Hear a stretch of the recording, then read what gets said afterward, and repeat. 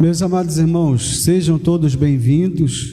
Mais uma vez estamos juntos aí para aprendermos um pouco, e estarmos aí compartilhando essa lição abençoada, dando continuidade a esse trimestre abençoado, que é o segundo trimestre de 2022. Nós estamos estudando aí Hebreus e Tiago.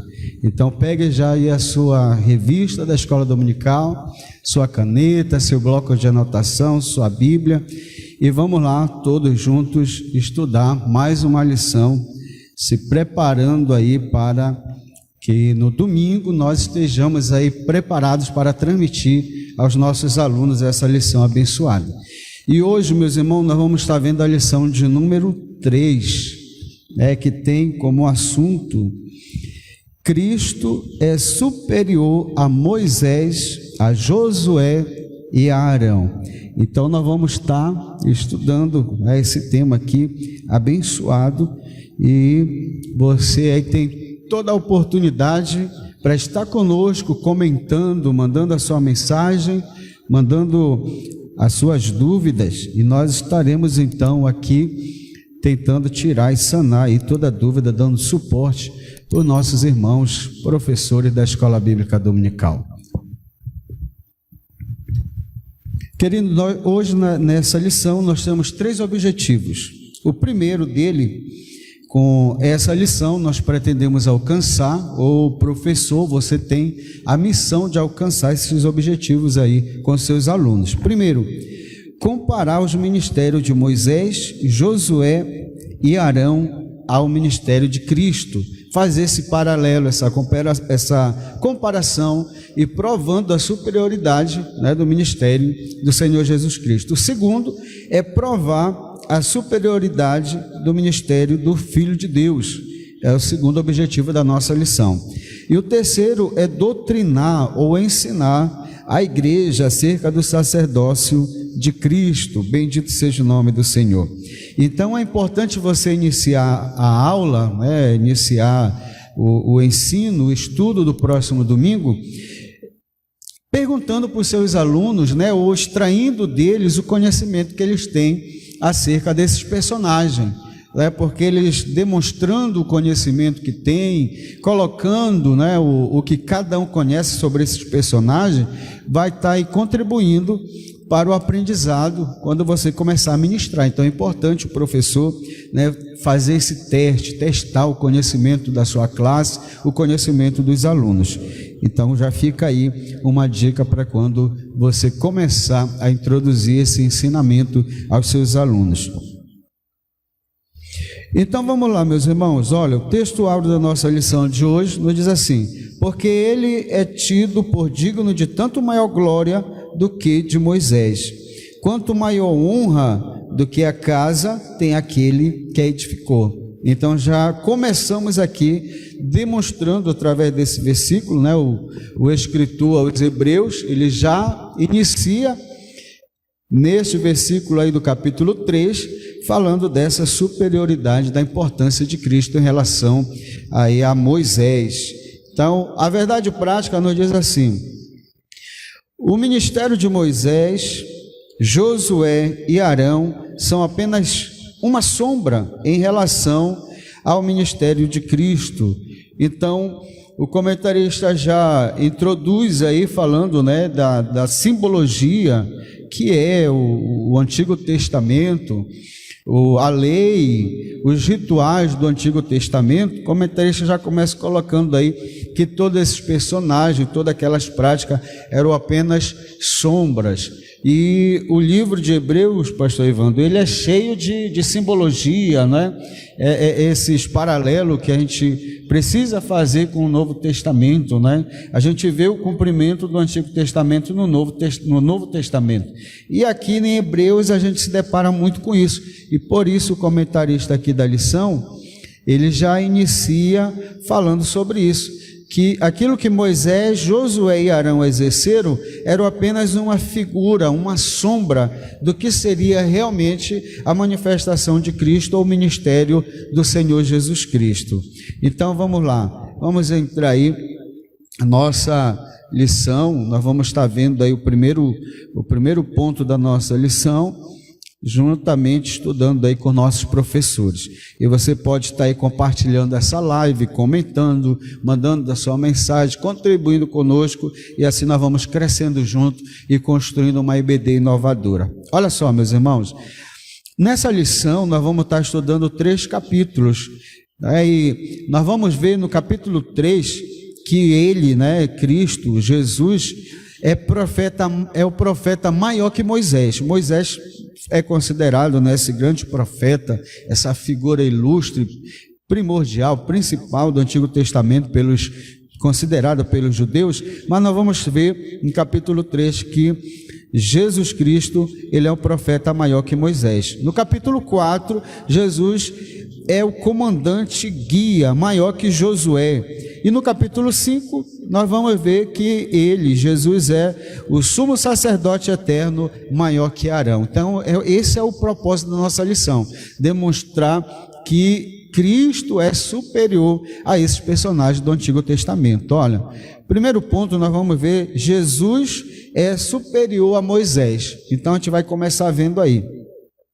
Moisés, meus irmãos, sem dúvida, sem exagero, ele foi e é ainda hoje considerado o maior líder de Israel. Não tem dúvida com relação a isso. O povo judeu, os israelitas, eles veem na figura de Moisés esse líder que não tem outro como Moisés, e tudo que ele fez, todo o seu ministério, todos os milagres que ele operou, Deus através da vida dele, ele se tornou aí esse personagem principal no Antigo Testamento. Mas o autor aos Hebreus, ele vai demonstrar que mesmo com toda essa importância, ele está muito aquém do ministério de Jesus Cristo, do que a pessoa de Jesus. Esse é o objetivo e o propósito da nossa lição. Olha só, primeiro item desse ponto nós vamos ver sobre apóstolo e sumo sacerdote, Jesus. Nós vamos estar vendo sobre isso. Então, apóstolo e sumo sacerdote, Hebreus capítulo 3, versículo 1, que diz assim: por isso, santos irmãos, que participais da vocação celestial, considerai atentamente o apóstolo e sumo sacerdote da nossa confissão, Jesus.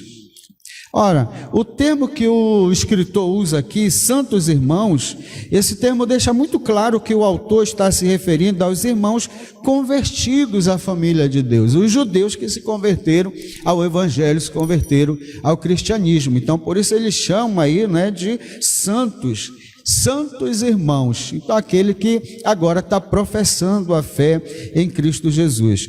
O autor revela que somente através da santidade, com esse termo santos irmãos, somente através da santidade, do processo de santificação, o cristão pode ser participante da filiação celeste ou da vocação celestial. Então o comentarista já começa revelando aí, que esses irmãos santos é porque eles já são participantes dessa vocação celestial, já estão nesse processo de santificação. E o comentarista também ele vem trazer acerca do apostolado de Cristo, e a gente começa já vendo aqui que apóstolo é uma palavra que deriva do grego, que tem um significado de enviado. Então, o que é o apóstolo? É aquele que é enviado. E aí nós temos que esse termo foi aplicado aos discípulos de Cristo, porque eles foram os enviados. Cristo comissionou os 12 a ir pregar o evangelho, comissionou 70 para sair e fazer a obra de Deus. Então, o termo apóstolo, quer dizer enviado. Mas teve também os cristãos primitivos, os cristãos primitivos de grande influência, não só os 12, mas aqueles que também foram enviados, comissionados e saíram então pregando o evangelho, levando a mensagem de salvação. Mas aí, irmão, o autor ele chama essa atenção aqui para o apostolado de Cristo, Cristo como apóstolo, ele vai demonstrar, e ele demonstra que todos os enviados por Deus, todos aqueles que foram enviados, mas Cristo é superior. Ele foi enviado por Deus e aparece aqui como filho. é divino e pré-existente, que encarnou e que, sendo glorificado, se tornou o nosso sumo sacerdote. Então, olha só, dentre todos os apóstolos, todos aqueles que foram enviados, Cristo foi enviado como filho, né? E ele é o Deus, Jesus ele veio, pagou o preço pelos nossos pecados, morreu, e com a sua exaltação, com a sua ressurreição, ele também se tornou um sumo sacerdote que intercede por nós. Então, Moisés, irmão, foi alguém enviado que cumpriu uma tarefa importante.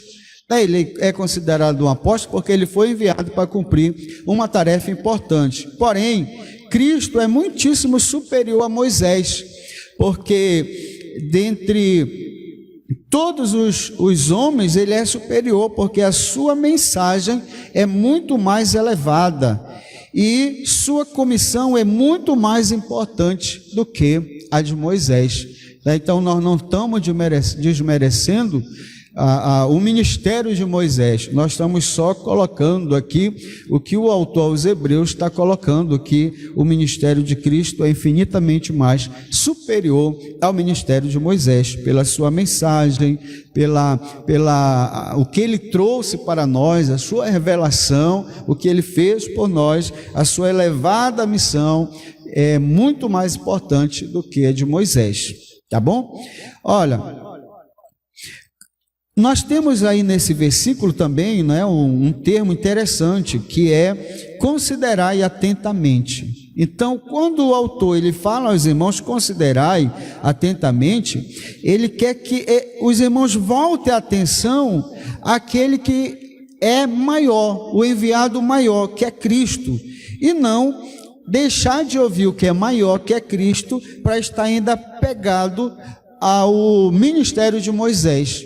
Então, por isso que o comentarista, o autor aos Hebreus, ele fala, né, sobre essa atenção, para nós estarmos atentos, focados, fixados no enviado maior, que é Jesus Cristo. Olha, Moisés foi enviado para tirar Israel do Egito e introduzi-lo na terra de Canaã. Essa foi a missão de Moisés, tirar o povo de Israel, que estava escravizado no Egito, e levar até a terra de Canaã. Porém, Cristo, ele conduz o seu povo, e não é só um povo, não é só Israel, mas todas as nações, todos os povos. Ele conduz desde o deserto desse mundo até as esferas celestiais. Então, olha aí a missão de Cristo, é muito maior do que a missão de Moisés. Como apóstolo, Cristo apresentou Deus diante dos homens. E como sumo sacerdote, hoje ele representa o homem diante de Deus. Então, aqui nós observamos, né, Jesus como apóstolo e sumo sacerdote. Como apóstolo, ele apresenta Deus para os homens, ele traz a mensagem de Deus aos homens, e na sua exaltação, a sua ressurreição, está à destra de Deus, ele representa os homens diante de Deus. Louvado seja o nome do Senhor. Então, observe aí a importância de Cristo, não é, como apóstolo e sumo sacerdote. E aqui a gente termina o primeiro item e nós passamos para o segundo, que é digno de glória e de honra. Hebreus capítulo 3, versículo 3.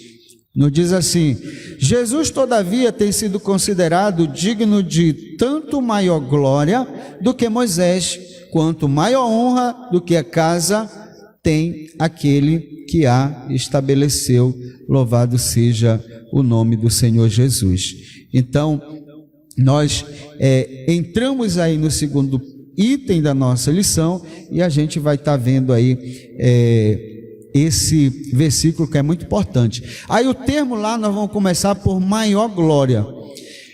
A glorificação de Cristo é suprema, tendo sido ele elevado acima de qualquer mera criatura.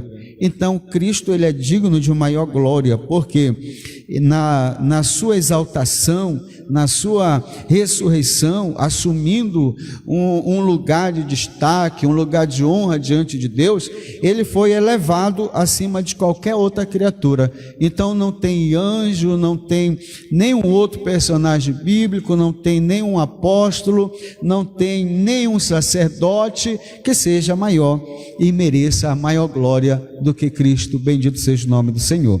E maior honra também. Olha, somos colocados a dar atenção e prestar respeito ao Filho. Então, quando nós vemos esse termo maior honra, nós estamos sendo chamados, está sendo chamada a nossa atenção para estar prestando esse respeito ao Filho de Deus, porque Ele é o próprio Deus, nós já vimos sobre isso, para nós percebermos o seu elevado ofício e sua profunda missão, que ultrapassa tudo que pode se dizer acerca de Moisés. Então, ele é digno de honra, ele é digno de maior glória, porque a sua missão é mais elevada e ultrapassa, sobrepuja a tudo que diz respeito, acerca de Moisés. Então, por isso é importante. E aí nós podemos fazer um paralelo, para nós vermos mais didaticamente, claramente, você pode estar fazendo também, esse paralelo com seus alunos, entre Moisés e Cristo. Primeiro, Moisés ele foi criado, ele é criatura, e Cristo é o Criador. Segundo, Moisés libertou um povo, mas Cristo, ele liberta todos os povos, ele liberta todas as nações. Terceiro, Moisés guiou o povo para Canaã terrena, uma missão nobre, uma missão repleta de emoção e sinais e milagres, mas ele tirou o povo do Egito e levou para Canaã terrena. Porém, Jesus Cristo, ele conduz a sua igreja para Canaã celestial. Então é maior, é digno de maior honra e maior glória. Moisés pregou a lei, ele levou a lei, entregou a lei para o povo, pregou sobre a lei. Cristo, ele revelou a sua graça, ele trouxe a nós a sua graça, nos alcançou com a sua graça.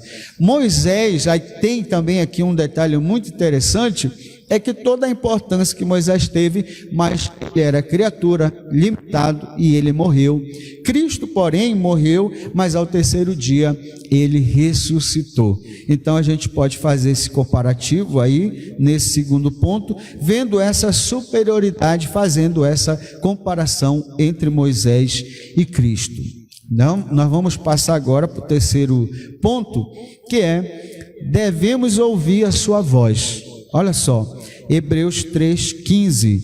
Enquanto se diz, hoje, se ouvires a sua voz, não endureçais o vosso coração, como foi na provação. Bendito seja o nome do Senhor.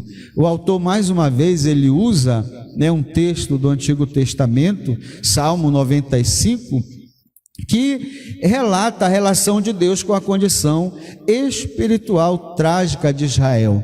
Então, o autor, ele chama a atenção aqui dos irmãos, o escritor aos Hebreus chama a atenção dos irmãos e faz essa revelação, aproveitando esse exemplo do Antigo Testamento, da situação espiritual trágica do povo de Israel, que não ouviram a voz de Deus, não obedeceram a voz de Deus, e logo veio sobre eles o juízo, veio a recompensa, e todos nós sabemos o fim trágico que levou o povo de Israel.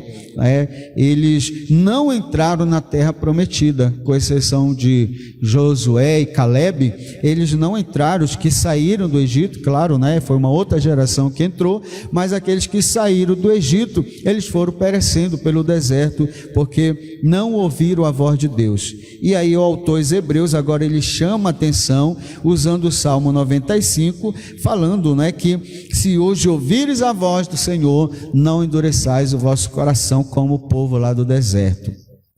A geração do deserto não deu ouvido à voz de Deus. Antes eles se rebelaram, provando a Deus. Por isso mesmo o Senhor não permitiu que aqueles indivíduos que que eram desobedientes, né, que eles entrassem no descanso que o Senhor prometeu, por causa da rebeldia, da dureza do coração, porque não ouviram a voz de Deus. Olha só, se dermos atenção à voz de Deus, isso poderá impedir que cheguemos à mesma experiência desastrosa. Então, é a recomendação, né, do autor: se nós dermos ouvido à voz de Deus, nós teremos um fim diferente, que foi o fim do povo de Israel, que eles não entraram na terra que Deus havia prometido. E se nós então obedecermos, ouvirmos a voz de Deus, vamos ter um fim diferente. Bendito seja o nome do Senhor. O escritor aos Hebreus faz uma revelação que choca, confronta os judaizantes, né? Eles não esperavam por essa revelação. O maior nome do judaísmo é apenas um tipo de Cristo, e como consequência, seu ministério é apenas uma sombra em relação ao ministério de Cristo. Veja bem, irmãos, né? O autor aos Hebreus, ele traz essa revelação para os irmãos, e aquilo confrontou a vida deles, aquilo que eles sempre defenderam. Eles supervalorizavam o ministério de Moisés, e agora o autor chega dizendo que tudo aquilo que eles acreditavam, o nome mais importante que eles tinham, a figura, o personagem mais importante que eles observavam, que eles tinham do Antigo Testamento, o autor aos Hebreus agora, ele vai dizer que era limitado, era só uma sombra do que seria realmente o ministério de Cristo, né? E aí a gente faz uma outra relação entre Moisés e Cristo, que é o seguinte: Moisés, né, operou muito milagre, Deus através da vida dele, e ele transformou águas amargas em água doce, né? Águas amargas em água doce. Jesus, porém, Cristo, ele transforma água em vinho, né? Uma substância totalmente diferente. E aí a gente faz essa relação. Olha, Moisés, ele tirou água da rocha, e Cristo era a própria rocha, e ele que nos dá água viva. Enquanto Moisés ele supre, né, a sede do povo ali batendo na rocha, Cristo, ele é a própria rocha que sacia a sede espiritual dos seres humanos. Moisés, ele ministrou o maná sobre o povo, e o povo comeu, se alimentou, mas morreram. Mas com Cristo, ele é superior. Ele é não a sombra, não a figura, mas real, né? O tempo real da graça de Deus. Cristo é o pão vivo, e quem se alimenta dele vive para sempre. Então, o comentarista, o autor aos Hebreus, ele vem trazer essa revelação ao povo de Deus. Então, esse é o nosso primeiro ponto, mostrando aí a superioridade de Cristo em relação a Moisés, né? Cristo, apóstolo e sumo sacerdote superior a Moisés. Bendito seja o nome do Senhor. Agora nós vamos estar entrando aí no segundo ponto da nossa lição, pastor Evandro. No segundo ponto da nossa lição vai falar sobre Jesus é superior a Josué. O objetivo do nosso escritor, da Epístola aos Hebreus, nessa sequência de capítulos, né, capítulo 3, capítulo 4 e o capítulo 5, é mostrar justamente a superioridade de Cristo em relação a grandes personagens do judaísmo. No primeiro ponto a gente viu que ele é superior a Moisés, e aí no segundo ponto a gente vai ver aqui, nós veremos que ele é superior a Josué, capítulo 4 de Hebreus. E é interessante que uma palavra, a tônica desse capítulo, a ênfase que a gente percebe é na questão do descanso. O autor fala muito sobre o descanso, e essa palavra descanso, ela traz aqui, o comentarista até que fala aqui, né, na introdução do subponto, que ele diz que Jesus nos conduz ao repouso eterno, ou repouso, descanso, né? O grande Josué foi um capitão que Deus usou como sucessor de Moisés e que liderou a tomada da terra prometida de Canaã. Foi sob a liderança de Josué que começou a conquista das cidades, do território de Canaã.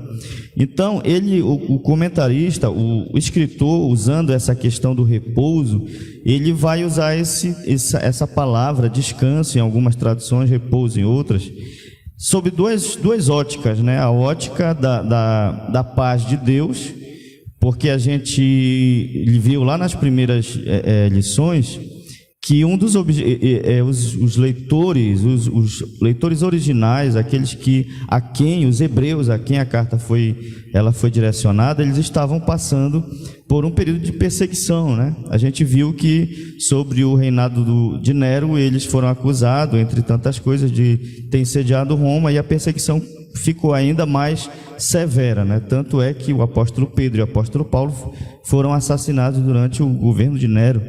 Então eles estão ali sendo perseguidos, estão vivendo uma dificuldade, estão vivendo a expoliação de seus bens, como a gente vai ver mais à frente na epístola, estão tomando aquilo que é dos cristãos, eles estão precisando se esconder para poder adorar ao seu Deus, ao Senhor Jesus Cristo. E isso traz o autor, ele faz essa comparação. Quando ele se relaciona à palavra repouso, descanso, ele está falando da paz de Deus. Uma das visões que a gente tem desse capítulo em relação a essa palavra, que ela é bem evidente lá nesse capítulo 4, é da questão da paz de Deus. O povo de Israel ia ter o repouso quando eles saíssem finalmente do deserto e entrassem na terra prometida. Lá era o descanso, lá era o repouso deles. E o autor ele faz esse paralelo, levando em consideração que os hebreus ali eles estão sendo perseguidos. Então eles precisam, eles almejam o descanso, eles almejam o repouso. E a outra ótica também que a gente vê sobre essa palavra é da questão da pátria celestial, da nossa Jerusalém, da Jerusalém do alto, da Jerusalém dos céus. Então o autor ele vem trazer isso aqui para nós. E aí ele vai ver 3 subpontos aqui. Primeiro, que esse capitão, o Senhor Jesus Cristo, ele é maior do que Josué, porque Josué levou o povo para um território ali, geográfico ali, o povo de Israel apenas para um território geográfico. Tanto é que ele diz aqui que a conquista de Josué foi terrena, ilimitada e incompleta, né? Mas o plano de Deus ele é muito maior. Jesus nos leva não somente o povo de Israel, mas também todo aquele que crê nele, gentios, judeus, para a cidade celestial, para Jerusalém celestial. Então a gente vai ver aqui que é preciso crer naquilo que eles estavam ouvindo ali, naquilo que eles ouviram, na fé que eles aceitaram. Eles precisavam ouvir e crer. Tanto é que o capítulo 4, verso 2, ele diz assim: porque também a nós foram anunciadas as boas novas, como se deu com eles, né? Mas a palavra que ouviram não lhes aproveitou, visto não ter sido acompanhada pela fé naqueles que a ouviram. A geração do deserto, eles ouviram, não somente ouviram, mas viram também muitos sinais, e aquilo ali não foi acompanhado de fé. A fé não acompanhou a palavra, a fé não acompanhou a vista que eles tiveram, a visão que eles tiveram de milagres portentosos. A geração do deserto foi a geração que mais viu milagres, e o comentarista ele faz essa relação aqui, dizendo que a fé vem pelo ouvir e ouvir a palavra de Deus. Romanos capítulo 10, verso 17. Na Bíblia temos muitos exemplos dos que receberam as boas novas com a fé, ou seja, receberam a mensagem, a palavra, e a fé acompanhou. E aí ele dá alguns exemplos aqui da mulher samaritana, né? Aí ele fala aqui também de Pedro, Zaqueu, a mulher cananeia, o centurião romano. Ele traz esses exemplos aqui de pessoas já daquela geração que receberam a palavra acompanhada com a fé. Ou seja, quem está recebendo essa mensagem, quem está ouvindo essa mensagem, ele precisa crer. E esse é o primeiro argumento aqui, que a pessoa precisa acreditar. E até aqui, por exemplo, no capítulo 3, né, no final do capítulo 3, versículos 15 ao 16, o autor diz assim, olha, enquanto se diz, hoje, se ouvirdes a sua voz, não endureçais o vosso coração como na provocação, porque havendo alguns ouvindo, o provocaram, mas não todos os que saíram do Egito por meio de Moisés. Ou seja, a geração que está recebendo aquela epístola, que receberam a mensagem dos apóstolos, que estão ouvindo, que ouviram, que creram, eles precisam guardar essa fé, guardar a confiança, para que eles possam, já mesmo em meio à perseguição, terem o descanso, o repouso, na paz de Deus, na paz que Cristo pode oferecer, na paz que excede todo o entendimento. E também eles podem vislumbrar o descanso, o repouso celestial na cidade de Jerusalém, na Jerusalém celeste. Então é isso que ele traz aqui nesse primeiro ponto. Virando aqui, a gente vê que ele faz uma citação, né, no Salmo 95. É interessante que a gente veja essa correlação que ele faz dos salmos. Ele pega salmos de Davi, ele pega o Salmo 95 e faz essa comparação, faz esse paralelo e a aplicação dele a Jesus. Então, o segundo ponto que a gente vê aqui é que esse capitão conduz os que creem, né? Ele diz assim lá no verso 3, nós, porém, que cremos, entramos no descanso, conforme Deus tem dito, assim jurei na minha ira, não entrarão no meu descanso, embora certamente as obras estivessem concluídas desde a fundação do mundo, né? Aí ele diz que a fé chama as coisas que não são como se já fossem. Ou seja, é praticamente a continuação do primeiro subponto. Aqueles que estão ouvindo, eles precisam crer. Diferente da geração do deserto, que muitos ouviram e praticamente só 2 entraram, né? Que foi Josué e Caleb. Então, essa geração, ela precisa acreditar, ela precisa crer que o que eles estão ouvindo ali é a palavra de Deus, e que esse capitão aqui, o autor mostra isso, que esse capitão, ele é superior a Josué, porque ele está levando aquele povo ali, não somente para um descanso local, não somente para um descanso ali naquele momento, que eles estavam precisando desse descanso, embora eles estivessem recebendo a perseguição do Estado, recebendo a perseguição por serem cristãos, eles estão recebendo, através da palavra que eles estão ouvindo, a oportunidade de gerar dentro do coração deles a paz de Deus para aquele momento, e também a paz que falando da cidade celestial. Então eles precisam crer, eles precisam ouvir e precisam crer, diferente da geração que ouviu, mas que não creu, e aí ficaram pelo meio do caminho. É interessante como ele faz o autor aos Hebreus, ele conhece muito bem a história de Israel, conhece muito bem a história do povo judeu e faz essas comparações. Então ele diz aqui no final aqui, olha, contudo resta um descanso na Canaã celeste, onde todos os santos do Antigo Testamento se unirão à igreja e seremos um só povo. Então ele está falando do repouso, do descanso, não somente ali, naquele momento, que já seria confortante para eles. Repito, a paz de Deus, irmãos, ela excede todo o entendimento, né? A gente pode estar recebendo perseguição, a gente pode estar enfrentando perigo de morte, mas se a gente tem a paz de Deus, que excede todo o entendimento, a gente vai ter descanso, vai ter repouso, não é mesmo, pastor? Porque a gente sabe que mesmo em meio às dificuldades, a gente está prosperando. Aquele povo, o povo judeu lá, eles viram água brotar da rocha, eles viram pão cair do céu, eles viram codornizes invadirem o acampamento quando eles estavam praticamente fartos do maná. Então, Deus estava em meio ao deserto, aquela perseguição, maneira de falar, porque eles se perseguiam, vamos dizer assim, porque era um povo que murmurava, que não acreditava.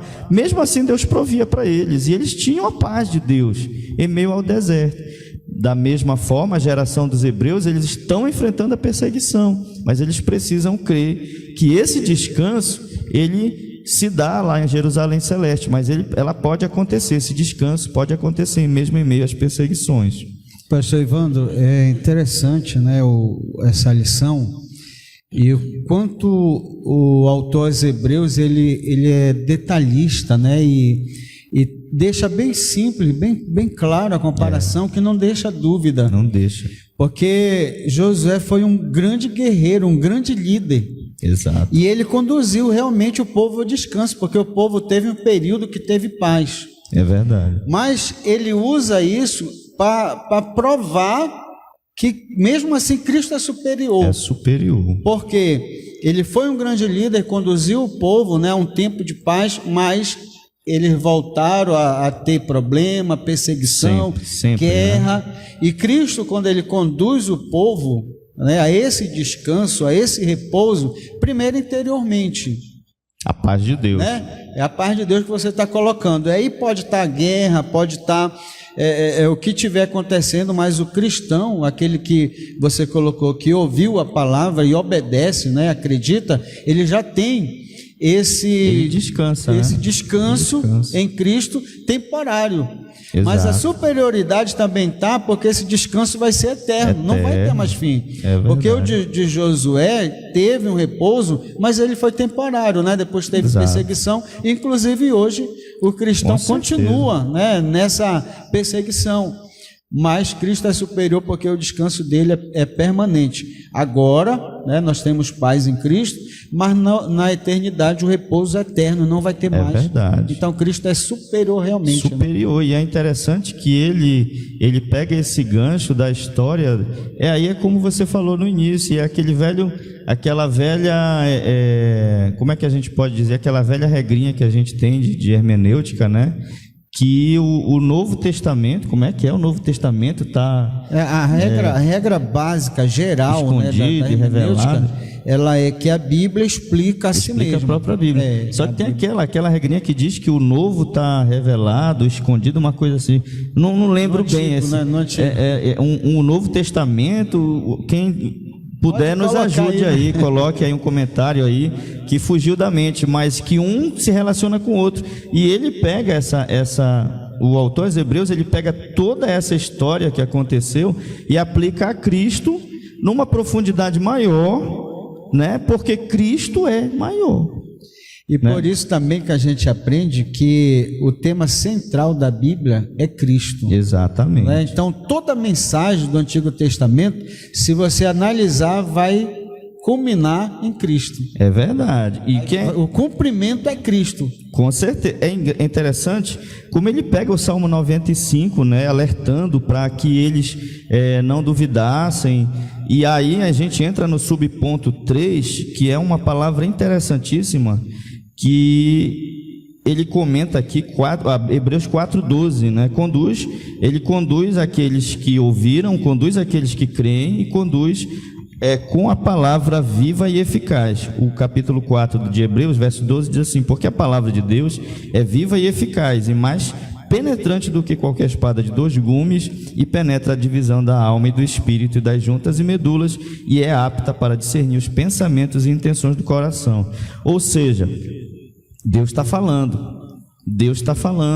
e ele pega as escrituras hebraicas, os salmos, e diz que da mesma forma como o autor Davi, se não me engano, compôs o Salmo 95, e ele pega as escrituras hebraicas, é a palavra de Deus, né? E ele diz assim: olha, vocês que estão ouvindo hoje, prestem bem atenção. Ele já faz um alerta aqui, ele faz vários alertas, exortações, né?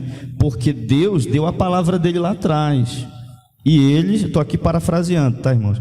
E aí eles não ouviram, rejeitaram a palavra de Deus. O que aconteceu? Caíram pelo deserto. Então, aí ele diz assim: olha, vocês precisam também atentar para a palavra que vocês estão ouvindo agora. Por quê? Porque essa palavra ela é poderosa, essa palavra ela é viva. E o nosso capitão, Jesus Cristo, ele conduz com a palavra viva e eficaz. E aí ele faz algumas analogias aqui, ele faz a comparação, né, da palavra de Deus como uma espada, e a gente vê isso lá em Efésios 6,17, nas armas espirituais. A espada do Espírito é a palavra de Deus, né? A gente vê Apocalipse 19:21, o Senhor Jesus Cristo vindo na sua segunda etapa da sua segunda vinda. Ele destrói seus inimigos com a espada que sai da sua boca. É interessante isso, o autor pega essa analogia da espada com a palavra de Deus e ele diz, né, usando analogias, que ela é como uma espada de 2 gumes, corta de 2 lados, penetra. Aí é interessante, ele diz aqui que a palavra ela tem esse poder de ir à divisão da alma e do espírito, que são a nossa parte imaterial, né? Medulas e juntas, que é a parte material, e é apta para discernir os pensamentos e intenções do coração. Eu vejo aqui o X da questão nesse último parágrafo aqui, que ela é apta para discernir os pensamentos e intenções do coração. Ou seja, a palavra de Deus, ela tem a capacidade, né, de expor, de julgar, de examinar os pensamentos e a intenção do coração. Aí eu estava olhando, pensamento no grego é entimeses, que significa parte emocional, parte sentimental, que impulsiona a uma reflexão racional. É interessante isso. E aí a palavra intenções é noia, que aí sim é o intelecto, é o entendimento, é a parte reflexiva. Ou seja, é as nossas emoções e o nosso intelecto que acaba influenciando, pastor, nas nossas decisões. Ou seja, a palavra ela tem essa capacidade de julgar, de expor, de examinar, de discernir os meus sentimentos e o meu pensamento, o meu intelecto, que tudo que é gerado na nossa parte imaterial acaba refletindo na parte material, que é as decisões que a gente toma no nosso corpo. Então, para você ver, é interessante, é muito profundo isso que o autor coloca aqui, porque é a palavra de Deus, né? A palavra do nosso Deus. Então essa é uma palavra verdadeira e a gente precisa ter esse cuidado, porque o Senhor nos alerta através da sua palavra. Ou seja, usando aqui um exemplo bem básico, eu posso, por exemplo, ter um sentimento, por exemplo, de amor por alguém que eu não deva sentir um sentimento de amor. O ser humano pode se apaixonar, um homem por uma mulher casada ou vice-versa, e achar que aquilo verdadeiramente é amor, achar que aquilo ali, mas a palavra ela vai cortando, porque a palavra de Deus diz, o Paulo aos Coríntios, ele diz que o amor não folga com a injustiça. Ou seja, eu não posso basear o sentimento verdadeiro em cima de algo que o Senhor não permite. Então aquele sentimento pode ser tudo menos amor. Então é interessante o poder que a palavra de Deus tem de ter esse escrutínio da vida do ser humano. Eu posso falar, eu posso dizer, eu posso pensar e posso até achar que aquilo ali, como eu sempre digo, eu posso estar até sinceramente errado. E o que é que vai trazer esse escrutínio do eu por dentro? É a palavra. Porque a palavra, como uma espada, ela vai cortando. É por isso que ele diz aqui que ela é apta para discernir os pensamentos e intenções do coração. O autor, ele deixou para a gente, ele estava tentando alertar o povo ali de Israel, né?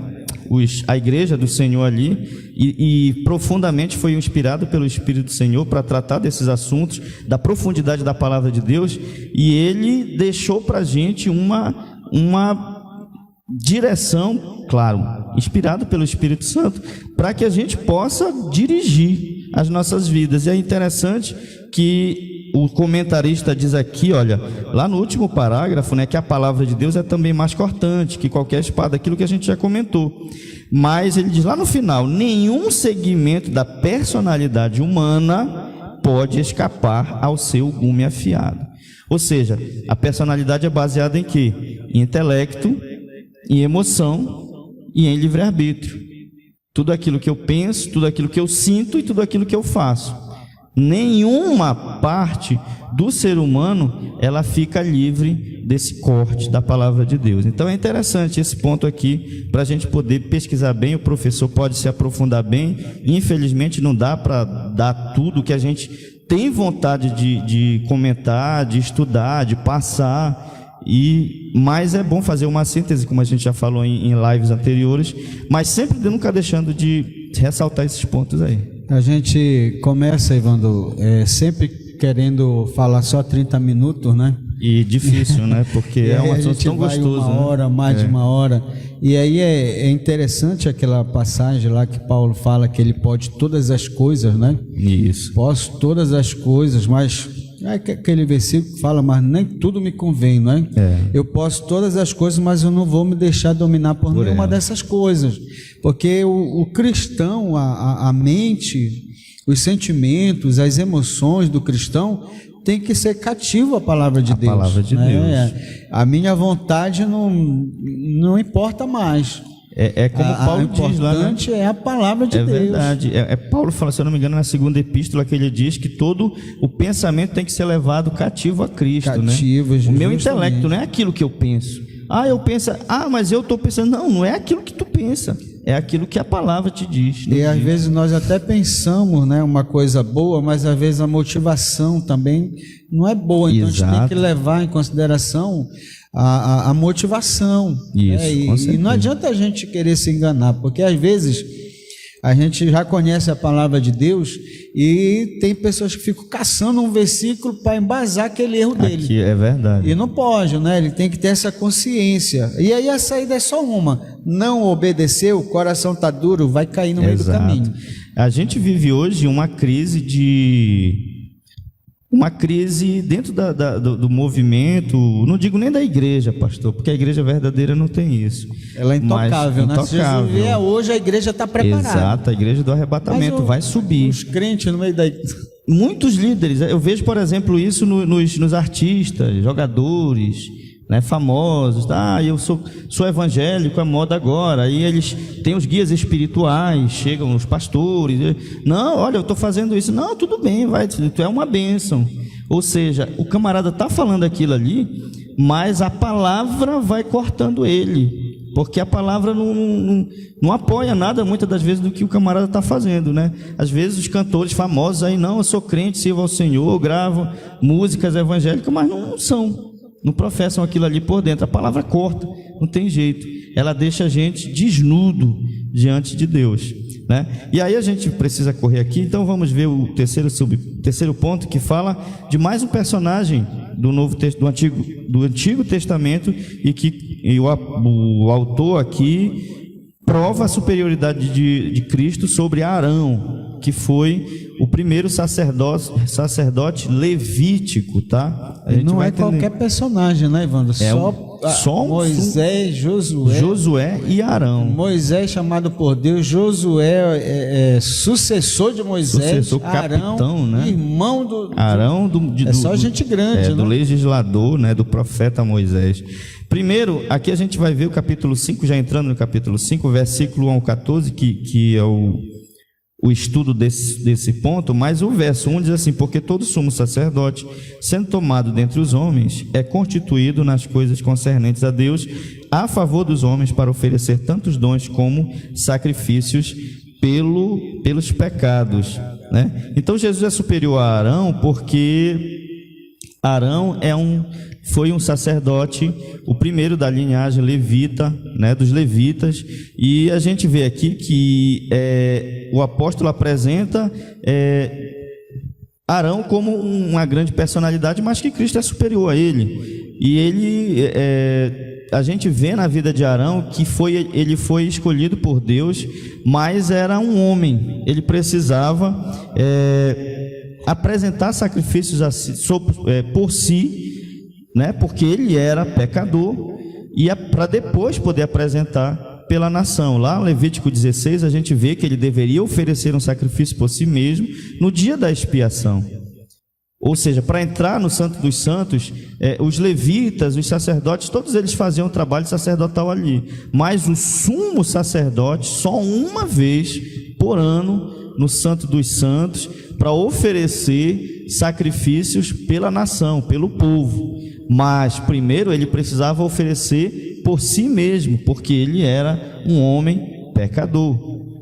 Então tá aí, por aí a gente já vê a superioridade de Jesus, porque Jesus não precisa, pastor Paulo, oferecer sacrifícios, porque ele é o sacrifício vivo, ele é o próprio Cordeiro de Deus que tira o pecado do mundo. Outra, a gente vê que Arão, ele morreu, e depois que Arão morreu, os seus filhos passaram a ser sacerdotes, depois dos filhos, os outros seus filhos, e assim, durante todo o período da lei, da dispensação da lei, os sacerdotes morriam e passavam para o outro. Cristo não, Cristo é o sacerdote eterno, ele não precisava, ele é imortal. Na verdade ele é imortal não, estou falando até bobagem. Ele não pode morrer, porque ele já ressuscitou. Ele morreu, ressuscitou ao terceiro dia, não morre mais, porque ele é Deus. Então por aí a gente já vê a superioridade do sumo sacerdócio de Cristo.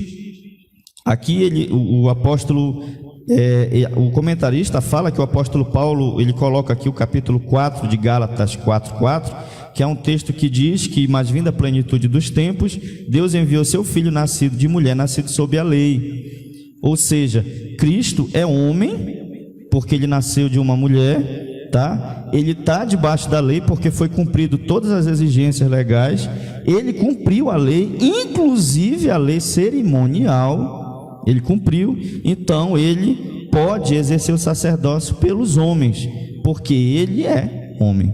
Então a gente vê aqui essa superioridade do sacerdócio de Cristo.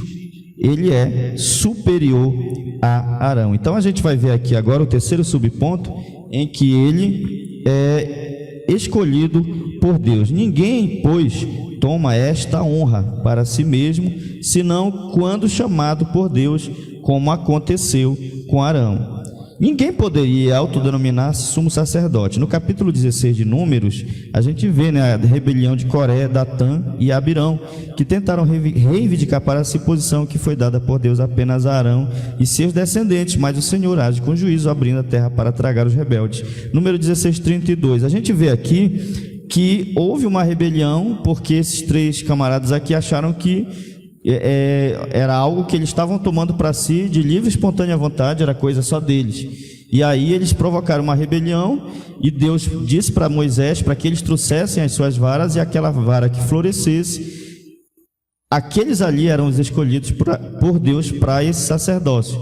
A vara de Arão floresceu e deu os frutos, então ficou demonstrado ali que era ele, Arão, que era o escolhido. Mas Cristo, ele demonstra aqui que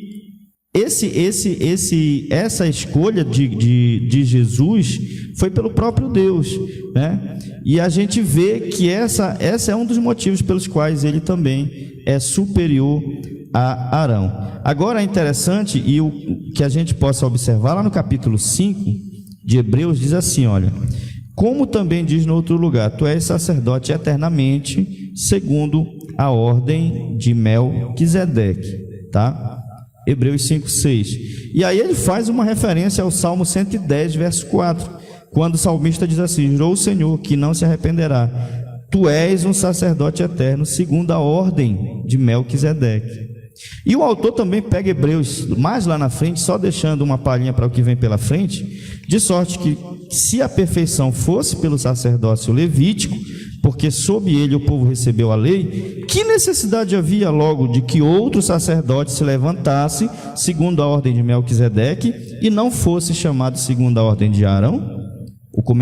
O escritor faz essa pergunta lá no capítulo 7, verso 11 de Hebreus. Então a gente vê que Jesus, humanamente falando, ele não teria direito ao sacerdócio, porque ele era da tribo de Judá e os sacerdotes eram da tribo de Levi. Então, humanamente falando, ele não teria nem direito ao sacerdócio.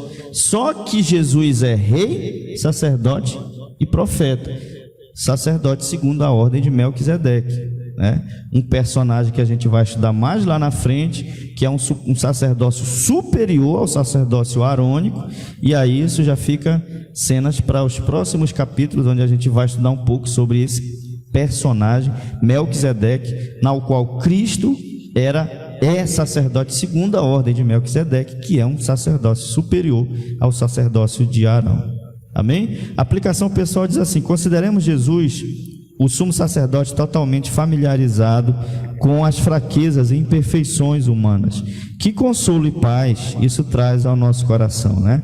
Nós temos um sacerdote, um sumo sacerdote que conhece as nossas dores, as nossas dificuldades, os nossos problemas, porque ele é homem, né? Cristo, ele é homem, ele inclusive até aqui no subponto 1, ele usando as cartas paulinas, lá em 1 Timóteo 2,5, ele é o mediador entre Deus e os homens, Jesus Cristo, homem. E ainda tem gente que ainda consegue escorregar naquela questão do 100% homem, 100% Deus, né? Jesus morreu como homem, Jesus morreu como Deus. A palavra é clara: Jesus Cristo, homem, né? Aí a gente vai procurar e vai ter que meditar na questão da encarnação, né? Jesus Cristo é 100% homem, 100% Deus. E isso aí já é cenas para outro capítulo. Amém? Aleluia. Então a gente finaliza aí, mais uma lição importante. A próxima lição é uma lição muito boa também, que a gente vai falar um pouco sobre a maturidade cristã. É nosso alvo, nosso propósito, esse crescimento em Cristo. Então vai ser uma lição muito boa, e nós desde já convidamos todos os nossos irmãos para estar conosco na nossa live da próxima semana.